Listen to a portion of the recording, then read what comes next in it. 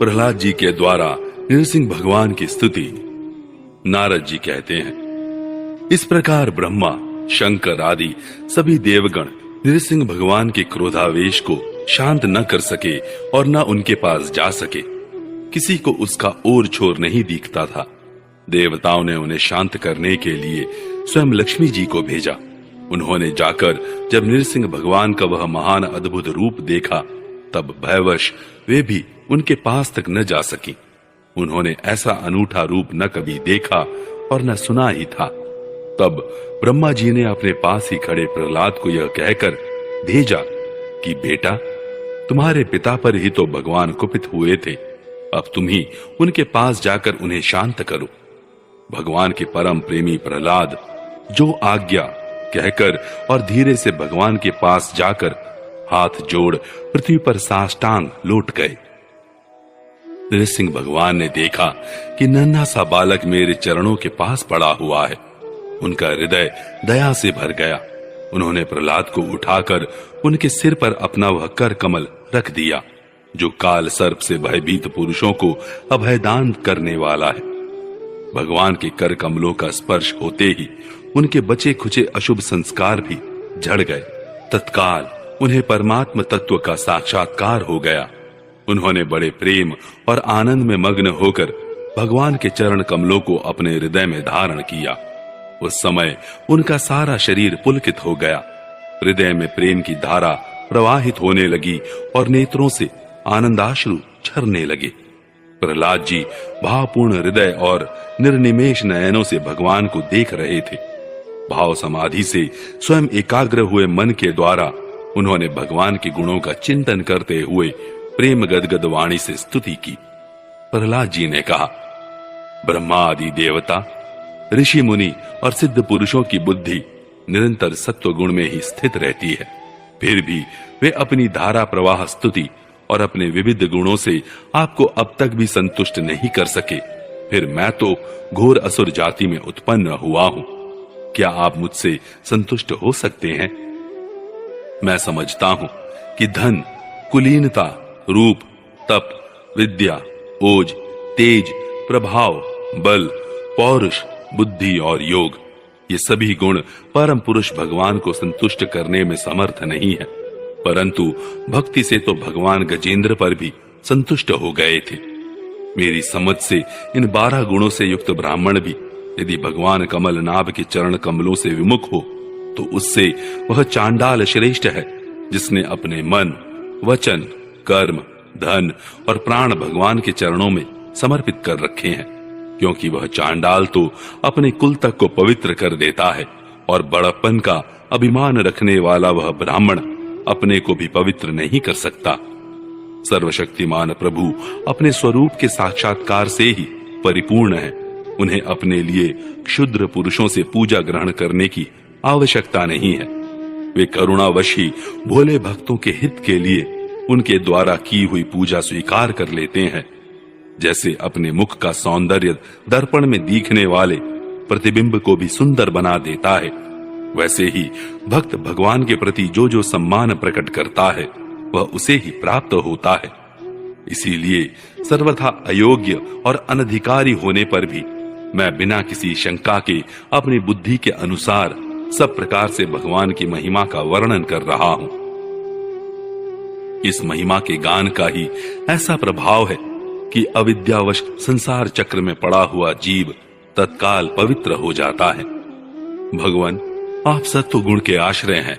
ये ब्रह्मा आदि सभी देवता आपके आज्ञाकारी भक्त हैं। ये हम दैत्यों की तरह आपसे द्वेष नहीं करते। प्रभु, आप बड़े बड़े सुंदर सुंदर अवतार ग्रहण करके इस जगत के कल्याण एवं अभ्युदय के लिए तथा उसे आत्मानंद की प्राप्ति कराने के लिए अनेकों प्रकार की लीलाएं करते हैं। जिस असुर को मारने के लिए आपने क्रोध किया था, वह मारा जा चुका। अब आप अपना क्रोध शांत कीजिए। जैसे बिच्छू और सांप की मृत्यु से सज्जन भी सुखी ही होते हैं, वैसे ही इस दैत्य के संहार से सभी लोगों को बड़ा सुख मिला है।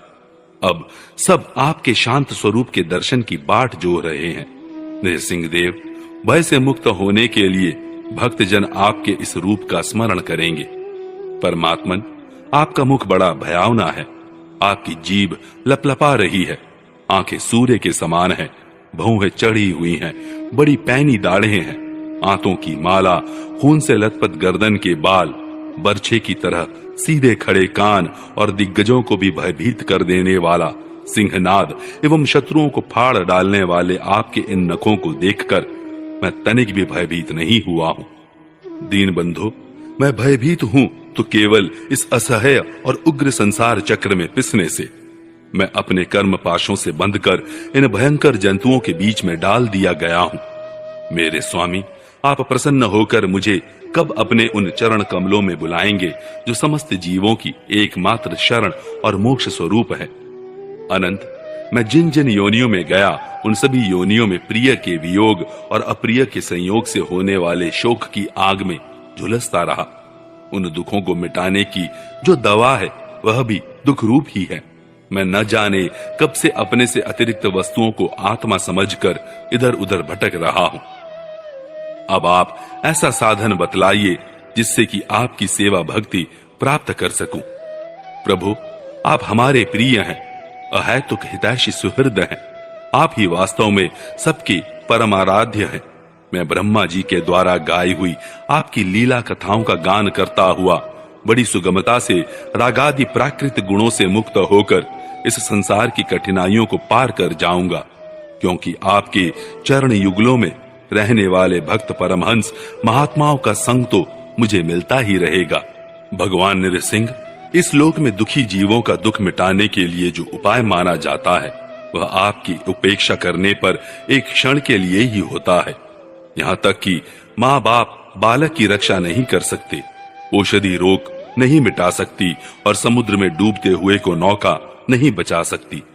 सत्वादि गुणों के कारण भिन्न भिन्न स्वभाव के जितने भी ब्रह्मादि श्रेष्ठ और कालादि कनिष्ठ करता हैं, उनको प्रेरित करने वाले आप ही हैं।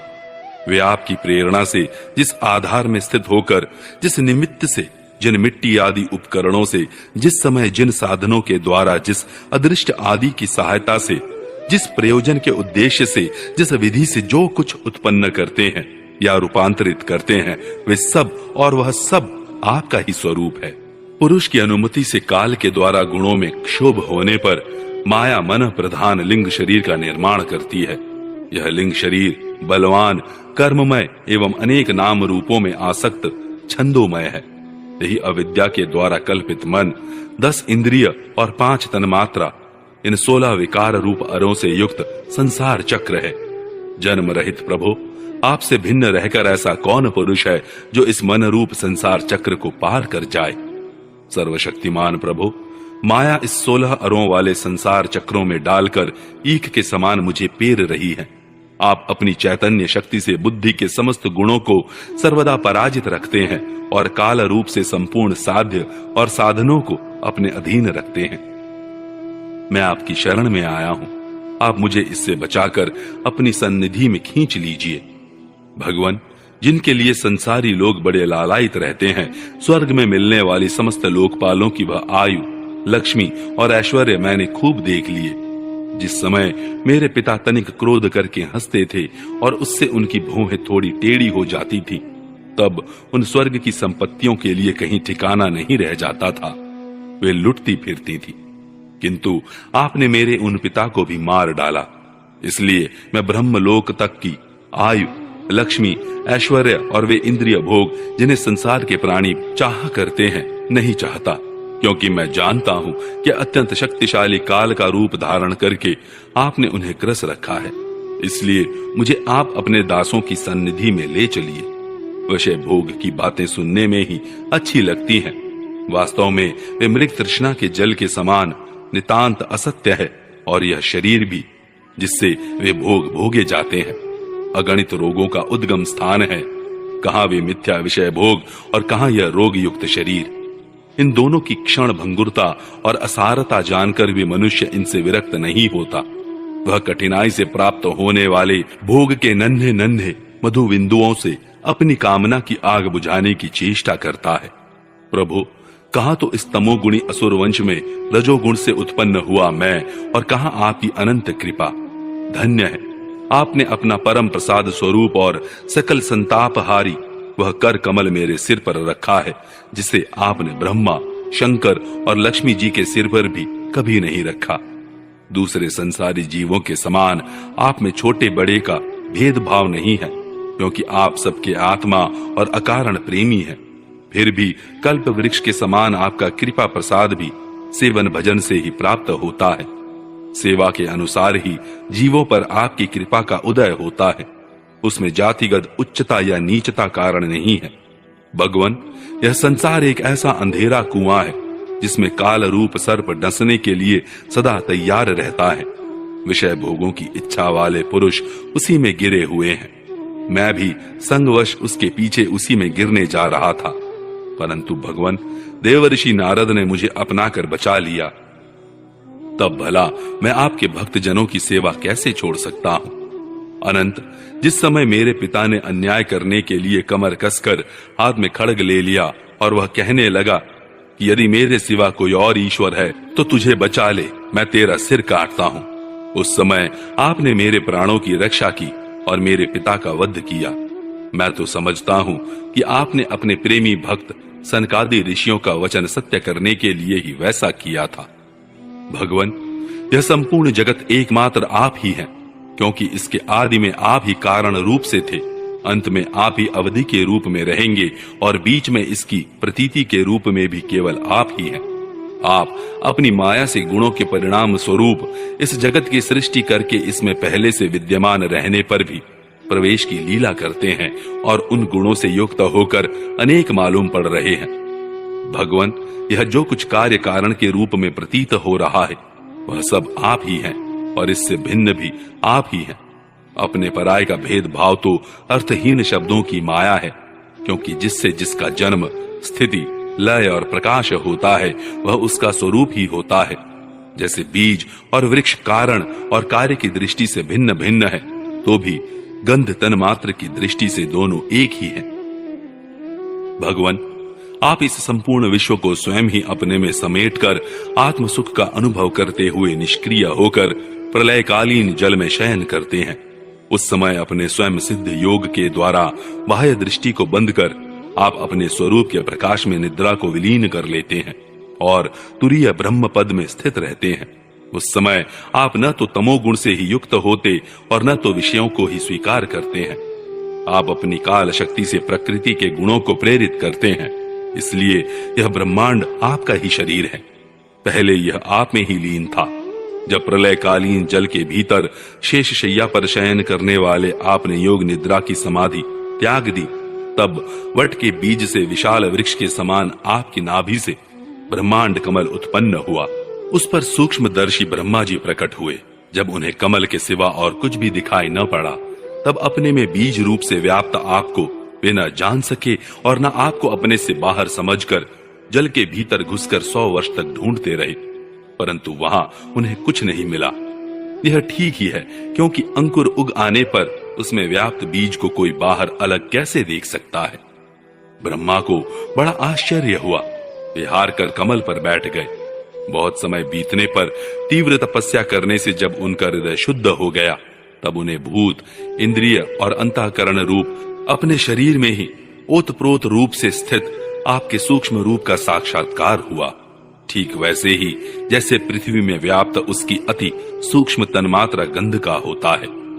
विराट पुरुष सहस्त्रों मुख, चरण, सिर, हाथ, जंघा, नासिका, मुख, कान, नेत्र, आभूषण और आयुधों से संपन्न था।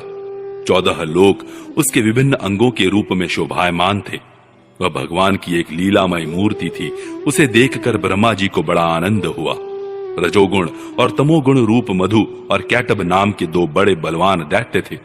जब वे वेदों को चुरा कर ले गए, तब आपने हयग्रीव अवतार ग्रहण किया और उन दोनों को मारकर सत्वगुण रूप श्रुतियां ब्रह्मा जी को लौटा दी। वह सत्वगुण ही आपका अत्यंत प्रिय शरीर है। महात्मा लोग इस प्रकार वर्णन करते हैं। पुरुषोत्तम, इस प्रकार आप मनुष्य, पशु पक्षी, ऋषि, देवता और मत्स्य आदि अवतार लेकर लोकों का पालन तथा विश्व के द्रोहियों का संहार करते हैं। इन अवतारों के द्वारा आप प्रत्येक युग में उसके धर्मों की रक्षा करते हैं। कलयुग में आप छिपकर गुप्त रूप से ही रहते हैं, इसलिए आपका एक नाम त्रियुग भी है। वैकुंठनाथ, मेरे मन की बड़ी दुर्दशा है। वह पाप वासनाओं से तो कलुषित है ही, स्वयं भी अत्यंत दुष्ट है। वह प्राय ही कामनाओं के कारण आतुर रहता है और हर्ष, शोक, भय एवं लोक परलोक, धन, पत्नी, पुत्र आदि की चिंताओं से व्याकुल रहता है। इसे आपकी लीला कथाओं में तो रस ही नहीं मिलता। इसके मारे मैं दीन हो रहा हूँ। ऐसे मन से मैं आपके स्वरूप का चिंतन कैसे करूं? अच्युत, यह कभी न अघाने वाली जीभ मुझे स्वादिष्ट रसों की ओर खींचती रहती है।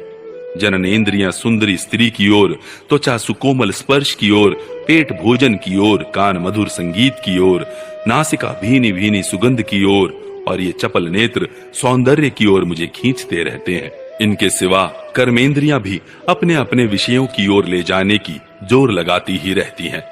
मेरी तो वह दशा हो रही है जैसे किसी पुरुष की बहुत सी पत्नियां उसे अपने अपने शयन गृह में ले जाने के लिए चारों ओर से घसीट रही हो।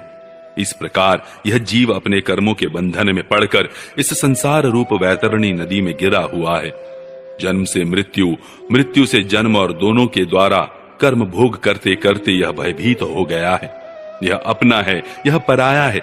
इस प्रकार के भेदभाव से युक्त होकर किसी से मित्रता करता है तो किसी से शत्रुता। आप इस मूढ़ जीव जाति की यह दुर्दशा देखकर करुणा से द्रवित हो जाइए।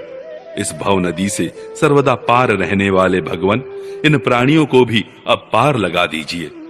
जगत गुरु, आप इस सृष्टि की उत्पत्ति, स्थिति तथा पालन करने वाले हैं।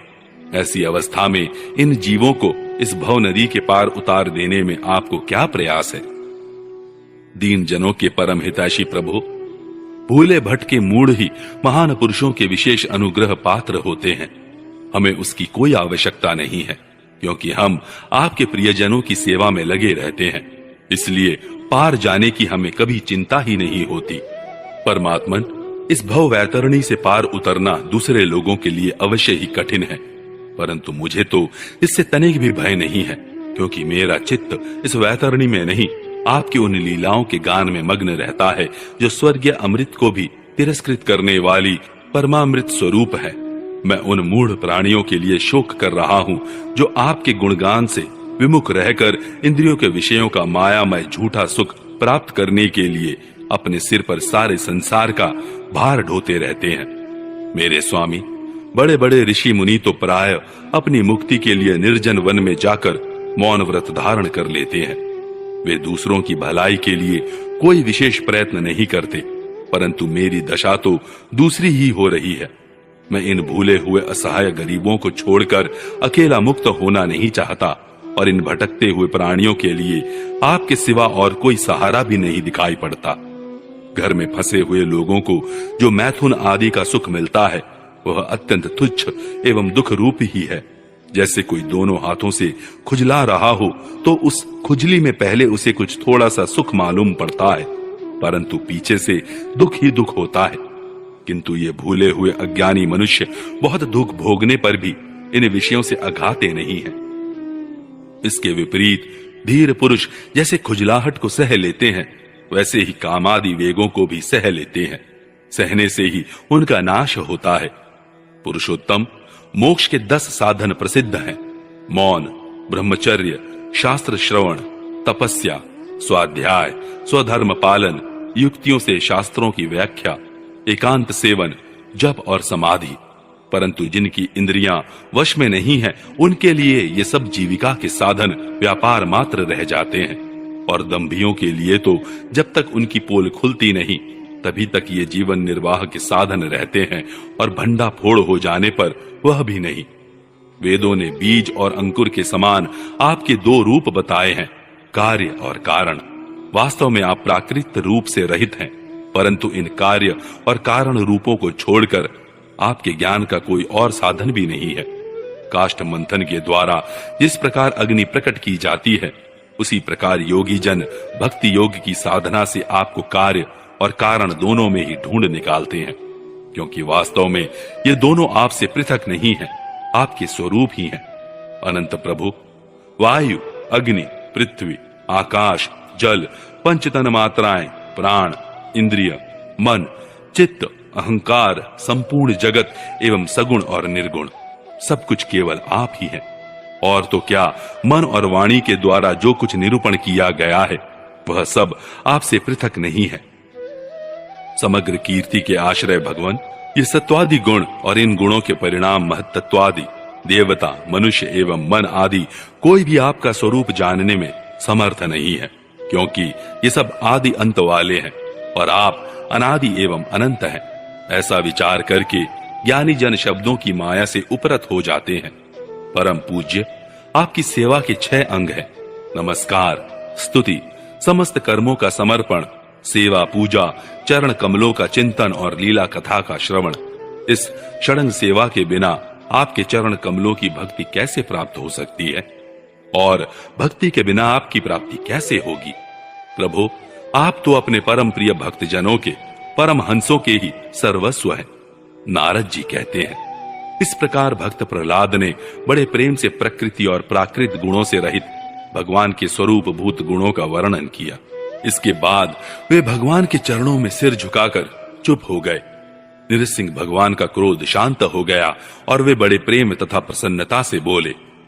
श्री नृसिंह भगवान ने कहा, परम कल्याण स्वरूप प्रहलाद, तुम्हारा कल्याण हो।